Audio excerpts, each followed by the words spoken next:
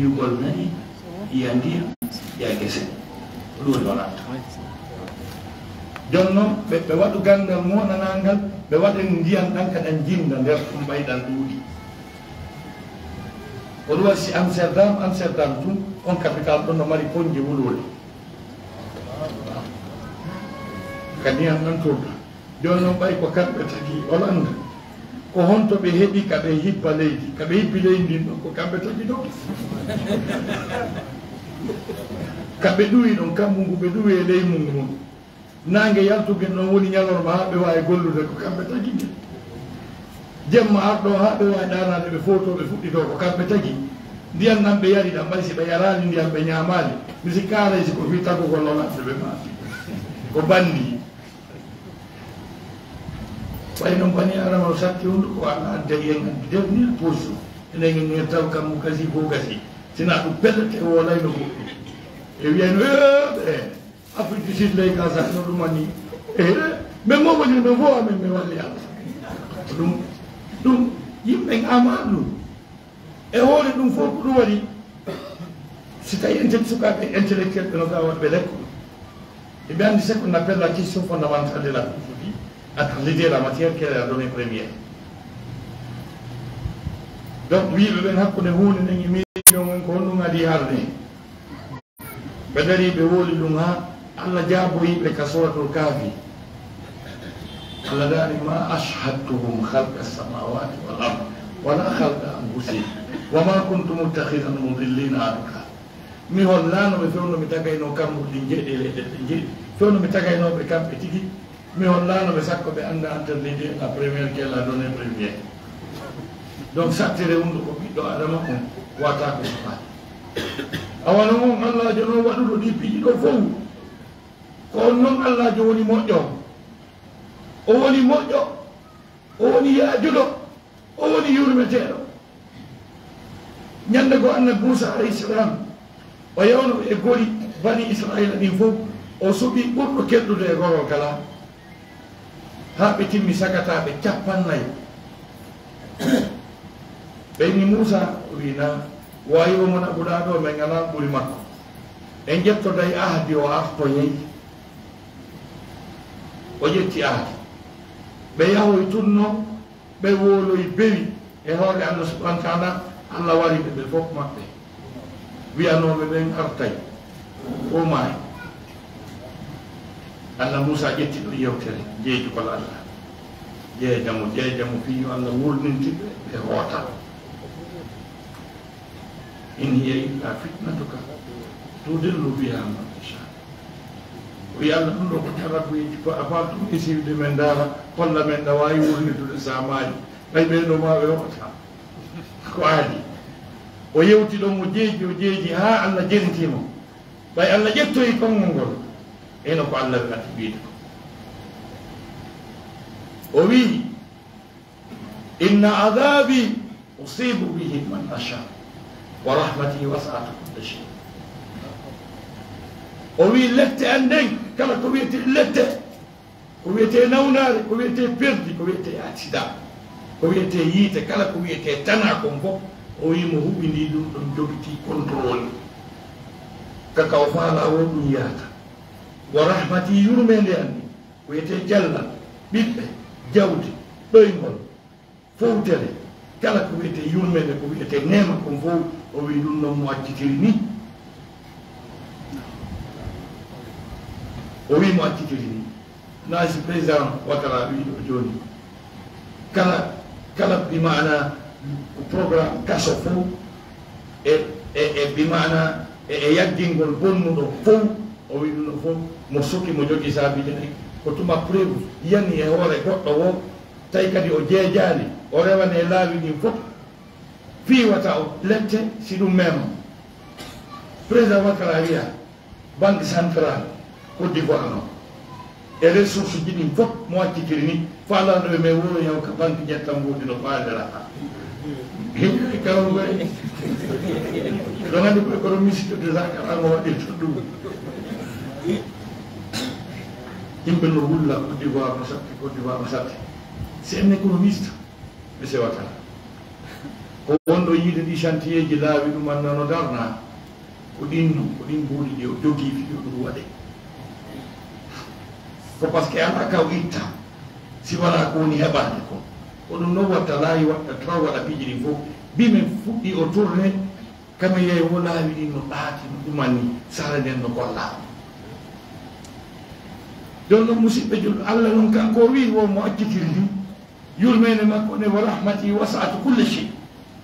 yurmede makko nde hino yiya si tawno ɗon sikka allah accitirano ni yurmede makko nden bandije no jinda hoore ɗo ɓe watano wurdeɗo hay seconde goto o wata kam accitiri ɗum ko ɗo wiyete allah joni noon ɓuure makko ɗen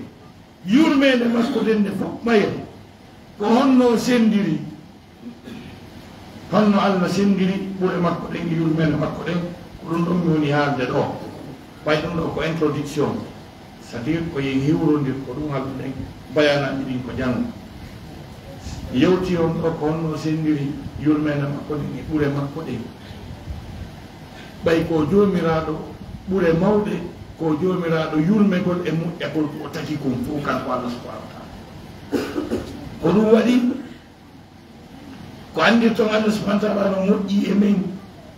hemo nemini en ko nema ko nemini en kon ɓuri ɗurde e des probléme ji men ɗin wallahi enen ɗo fof ko wawde wolude ko sattede nde wawde limude sattede nden wawde limude koko nawnuɗen 2014 mi nawnuno walla on annon ɗum tan ndimo e ade gaddunono maakifi fof perdi sifa noon andi ko satte nde wawde wolde fi moƴƴima e wawata wurude ko o waɗani en kon kaɗa wawi wiwde e bi allahu lan ɗon taginmi ko laabi ha saba nanngam mi yiɗi landi bumɓe ɓen si yiwgol ko nema a wawi tappude machine mo ganda ko laabi je ndu yiwɗa e konduge on ndu yiwɗa a wawi tappude machine on bi allahu lan ɗon taguma ko laabi je ndu fofuɗa mo wayne jogi tagol fofama ma gongoy la waɗa o jogoɗo tawa artata mon nani si o jogide ɗon tawa yaala wawata hollugol wondema awa joni kala ko joguiɗa ayiɗa jonnude fiyo fefo fofan ko ŋetto ɗon ko juɗɗen gollitetaɗa wadde ni ɗum ɗum waɗani mbuɗi momaneɗa mbuɗi e kala ko jogi jonno o hiiɗo arta eɗa wawi tappude machine calcula ko litre je ɗum ndiya yarɗa bi allah taguma ɗa wawi tappude machine ko laabi je ɗum ɗaniɗa ko laabi je ɗum yaɗa ɓawa suudu si kaligo yawe moƴƴa ko ɗum waɗi aya mo allah subahana taala wi ɗum wa atakum min kulli ma sa'altumuhu wa in ta'uddu ni'mata allahi la tuhsuha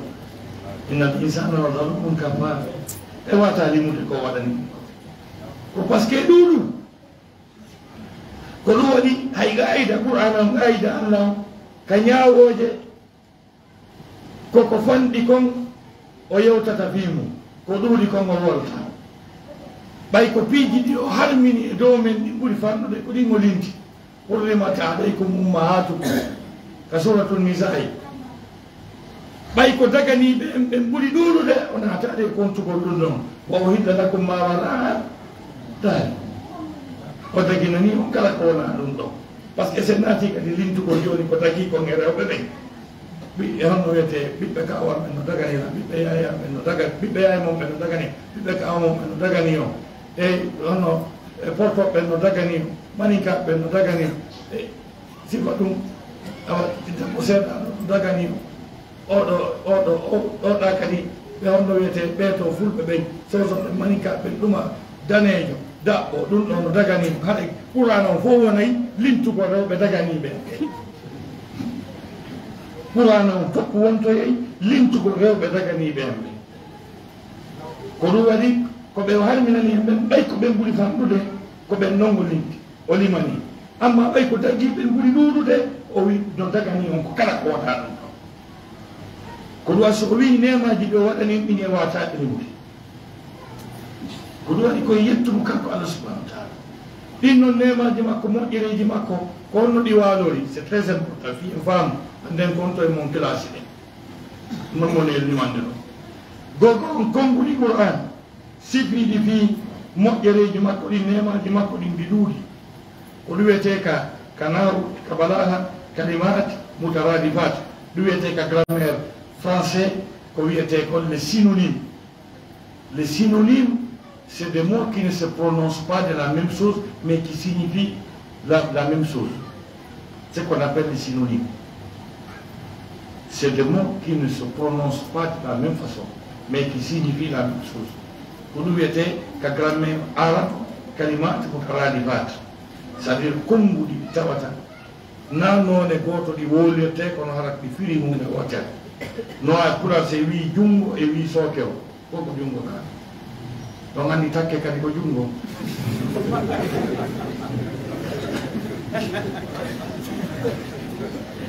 kalima utaradi ba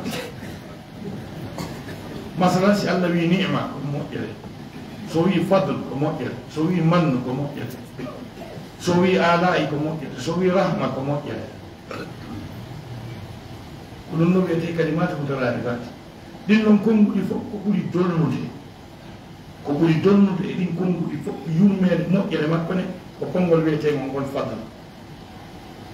ngol ɓuri moƴƴude ngol ɓuri moftude moƴƴereji makko ɗi oɗum waɗi ko kanngol o gollitiri no sendiri noon moƴƴere makko ɗi yurmede makko ne ko adi adi kon taw ko o tagi kon fof mo moƴƴi e mum oɗo so wi walakinna allaha du fadlin ala l alamin Allah ko jomiraɗo ɓural e dow tagge fo mum fof joni noon ɗen ɓure makko nden moƴƴere makko mo ɓurdindinni o fonnaali Allah fonnaali dey dokke makko ɗen o fonnaali ko tagi kon dey ɗum kadi ko en jaɓu kadi wona kadi angal nunɗal makko haɗi o fonna wona mankiregol makko ko o jonna fof ha yona ko hikma makko ko hikma makko en développe ɗum e aya ko suratu Zukhruf e bayana men ngo ko Allah taali ɗon nahnu qasamna baynahum maichatahum fi lhayati dunia wa rafa'na ba'dahum fawqa ba'din darajat liyattakhidha ba'dahum ba'dan sukhriya heƴata développe ko ɗum ɗon mais en projecti tum gasen koye tange ɓooday il faut Allah ɗum yo faamu wondema Allah waɗatno fonnani ko tagi kon ronkugol makko funnugol ngol kadi wona ngal makko wona mantiregol ko tonna ko hikma makko ɓay ko ɗum ɗon moƴƴi joni noon dendanangal ko tagi ko fof ko moƴƴi e mum kon fof ko Allah waɗat ɗon ɓuri moƴƴade e muɗum ko ɓiɓɓe adama ɓen e jinnaji ɗi ɓiɓɓe adama ɓen e jinnaji ɗin ko ɓuri moƴƴagol e mum ɓiɓɓe adama ɓen e jinnaji ɗin kadi ko ɓay ko ɓen ɗon o suɓɓini fi hoore makko a suɓɓotako goɗɗum jasina hersina Allah daali wa rabbuka yahluqu ma yashau wa yahtar jomama no taga kala ko fanamo suɓɓo kadi ala no suɓɓo ɓay on ko sifuɗiɗo timma ɗo suɓɓotaki ɗustandu o suɓɓotako ko jasi koko kelli ko mo suɓɓoto o yiyaani ɓay ɓe innimo wondema o suɓɓika ko jasi o ƴaɓani ɓay ɓe inni wondema Allah tagi worɓe tagi rewɓe o suɓi rewɓe ɓen o wi non non non astafal banati alal bani mala ɗum keybata kan kadi o ƴetta e rewɓe acca worɓe ɓe o wi watta ɗum kan kadi ɓen na joni Allah ko minen sendi ka minen min ƴetti worɓe ɓe gam min waɗanma rewɓe ɓen o wi lakumu dakaru wa lahul unsa tilka isan qismatun diza sen noon mi rewɓe ɓe ono worɓe fuɗɗite sen ɗon enen mum ɗaani andi koko kelɗi kon kanko kadi o faama o suɓata ko jaasi à partir de ka o suɓiɗo ko ɗon o ɓurdindin o suɓi jinnaji ɗin e yimɓe ɓen fi hoore makko koye on wama halaktul jinna wal insa illa liya'budun joni noon e nder jinnaji ɗin e yimɓe ɓen ko ɓurani Allah subhanahu wa taala ko yimɓe ɓe yimɓe ɓen ɓurani ko ɓen ko waɗi ko ɓen o ɓuri teddinde ɗo ko woɗɗe woldata ko fi yimɓe e jinna en tant que yimɓe e jinna na haala julɗo ma keferoɓe wonde yimɓe ɓen e jinnaji ɗi ko yimɓe ɓen Allah subhanahu wa taala suuɓi ko ɗum waɗi enen ɓuri suɓade ɓen tedduɓe ɓiɗɗo adama ko tedduɗo seede mum Allah daali seede mi wi ko wondema ko yimɓe ɓen Allah subahana taala suɓi e dow dinnaji ɗin ko kamɓe ɓuri teddinde yoni en ko wi kon ka sorto bani Israil walaqad karramna bani adam wa hamalnahum fi lbarri walbahr wa razaqnahum min altayibat wa faddalnahum ala kathirin mimman halakna tafdila gonɗi min teddini ɓiɓɓe adama min rondike ɓe ka jorɗi min rondike ɓe ka ndiyam min arsikiɓe ñameteji daggiɗi laaɓuɗi welɗi min ɓurniɓe dow ko heewi e komin tagi kon hattirde ɓurno tafdilan ɗoyte maf'ul mutlaq woto maf'ul on ƴetti seeɗa e fiɗɗo o donc ko en faamu kono en faami ɗum o wonɓe leyɗe tampuɗe ha siññimi yama hodore mum ɓe gandata bani adama no teddi ha ɓe yaha ka leyɗe hettiɗe ɓe yaha trewal ko bani adama tewata ma bisje ko bani adama ƴewata ma restaurant ji kaw ñamata ma supermarché ji yo natta o sooda goɗɗum ma laftani kaw wano to so ñawni ko ɗon mo famata ko Allah wi kon teddini ɓiɗɗo adama naji ɓiɗo si Allah wallani mo ɓa futtiri ko ittira koye ɗum noon fu so famata ton donc on famay Allah teddini ɓiɗɗo adama yo nokkeli laaɓuɗi futuɗi nanta pour la première fois ko ƴewno darto ko ɓurana o giram hay sa naati ka toilette ka huɓɓol ñande a yalti ɓe matɗon sabunde a soɗorinde lanni ñallal ngal foppiɗa soodi ɗon nde wotere yoni ko uura ay sa waɗani parfait donc ɗum ɗon fof no naati e ko ɓurana wi ko kat karranda ni yaade min teddini ɓiɗɗo adama o Allah ɓuuri yiɗude ɓuuri suɓade ɓuuri moƴƴade e mum e ɗi dinnaji ɗi seede mo jente qur'ana no wiide wa inna rabbaka ladu fadlin ala nnasi walakinna aksara nnasi la yashkur Allah daali jooma maɗa ko joomiraɗo ɓural fadl kalimatu fadl e dow yimɓe ɓen kono ko ɓuuri hewde e maɓɓe ɓe yaalimo o jarama holli ko ɓiɓɓe adama ɓen Allah subahana taala ɓuuri teddinde e nder ɓen ɓiɓɓe adama ɓe Allah subahana taala teddidi kadi ko o ɓuri teddinde e maɓɓe ko o ɓuri moƴƴagol e muɗum ko julɓe ɓen julɓe ɓen kañum kadi no mari teddungal feerewal jante qur'an wa bashiri lmuminina bi anna lahum min allahi fadlan kabira wandi ko fadlu kadi ari weltinoranan gonɗinɓe ɓe wonnama hiɓe mari ka Allah ka ɓuran molananga e nder ɓen julɓe ɓiɓɓe adama julɓe kamɓe wonaɗi kadi gore na julɓe ɓen fof gonɗinɓe ɓe fof woni gore e kalda mo suɓi ɗon ɓe guluji temedere e guluji noga e nayi ko ɓen noon ɓuri teddude lottuɓe fof ko annama ɓen noon kam koy Allah subahana taala tari wa laqad faddalna ba'da annabiyina ala ba'd wa atayna Dawuda zabura donc kadi on nani faddalna kalimatu fadlude on ka e nder ɓen ɗon guluji temedere e guluji noga e nayo no woodi ɓurɓe ɓen ɗon kadi teddude no e ɓen ɗon temedde tato e sappo e tato ko nelaɓe ɓen noon kam kamɓe kadi ɓuuri annabaɓe Allah daali tilka rusul faddalna ba'dahum ala ba'd minhum man kallama Allah wa rafa'a ba'dahum darajat wa atayna Isa bna Maryama al-bayyinati wa ayyadnahu bil ruhil qudus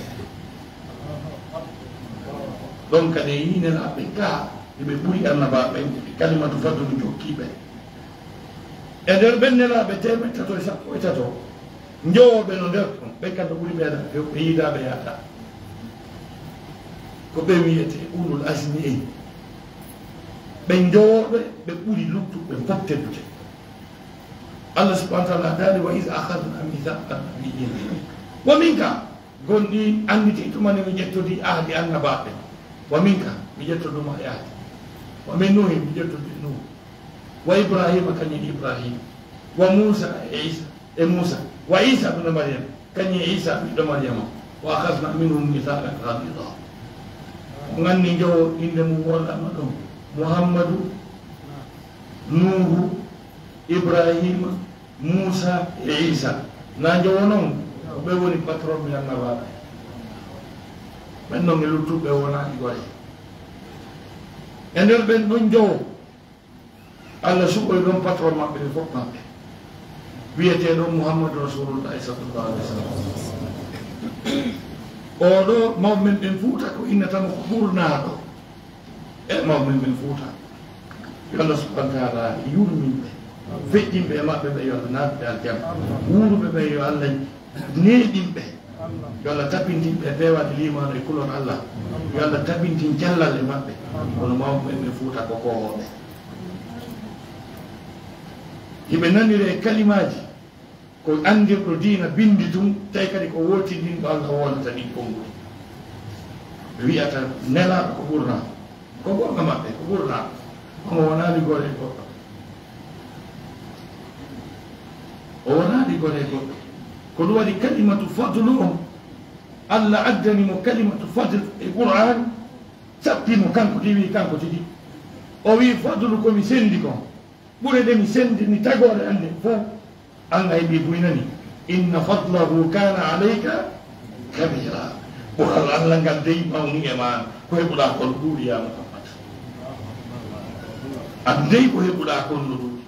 يا يقول وكان فضل الله عليك عظيما بلا الله قال دي لا تكيدو ما ينموني أولو محمد كان كو كان كو وينتي كو كتي كو لوتي نيكو كو لوتي كو الله تاجي كو لابد معايني حتى بيجوني كان كنت ساكن كنت لا ولا بروبلم في هوري ماكو لو عندي كونسانس يقولي شانس pour que mamu de mo yقولي non ko tay kon ko e mofte makko den jeeati tay anna baado men mo wala problème annabi ibrahima e teddude e mafa e teddude makko yide de kala e wonugol misal bay allah no wi wonde makko o timmini o mankina ale fuf وإذ ابتلى إبراهيم ربه بكلمات فأتمهن وتمن فوق إيه هو إبراهيم الذي وفى إبراهيم هم تمني والد داكو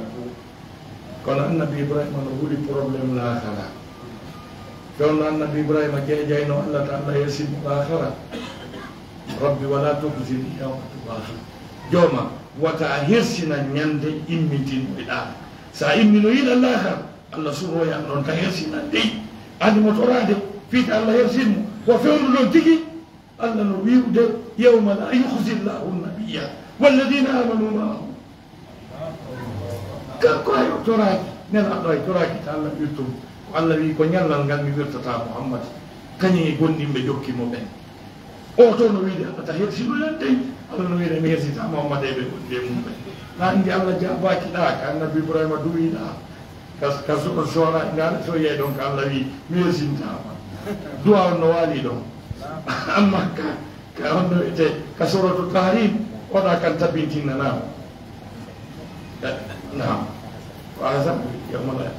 yukhzi Allahu an-nabiyya am suratu tahrim ayo musibe jolbe teddu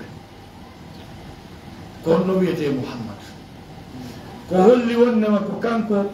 kadi بولي نحن كويكم إن فضله كان عليك كبيرا إن سورة الأحقاف أنتجي كأولو الأزم يلتنو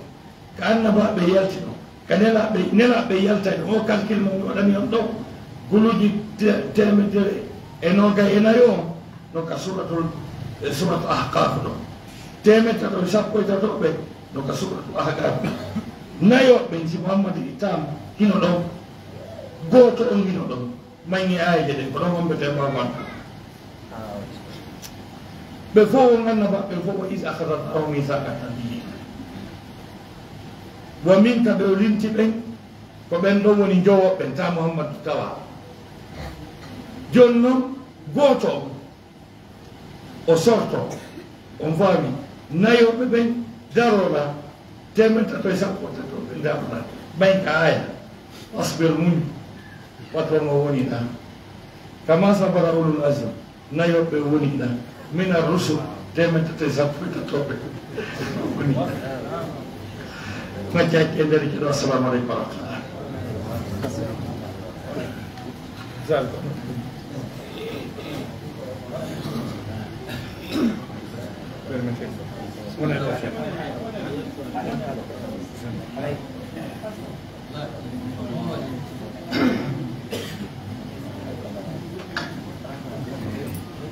الحمد لله رب العالمين والصلاة والسلام على رسول الله وبعد ay ko adi ko ay jarni kanyum be do taliba meden hoppe meden ay weltori ido kongudi ay den tori Allah subhanahu wa ta'ala ya Allah ido kongudi fi mizan hasanatihim yawm al-qiyamah ay weltori kambe seni be fu ay kadi weltori kanyum seni be pamari bangeji din fu tawda e men do ende do jonde ay do ko kom hiwrogol hiwrondira e meden ay jama fu jarnama weltanama ay ko sadi ko toli ay inshallah taala programme ay no continue jango e 14h ay ko tetugal jama fu ay ko fottudo sidon feki awa jangadi bawgeje 20h30 ay de jogi waati ta inshallah karo koy ay ko tetugal jama fu to haray ngala e fidu dande kadi e way hakbe do ko weltana gol men jarni wet assalamu alaikum wa rahmatullahi wa barakatuh تيجي جنة بسيرة تيجي فوتا بسم الله يا الله يا رحمن صل على مؤمن يا الله يا رحمن صل على ودينك يا الله يا رحمن صل على محمد أتانا بقرآن كريم مفصل يكاد اليهود الحكم من كل منزل أغايبه أودد بكل مواصل صاحبه لن تبق قولا للمبتل أتانا بقرآن كريم مفصل يكاد اليهود الحكم من كل منزل أغايبه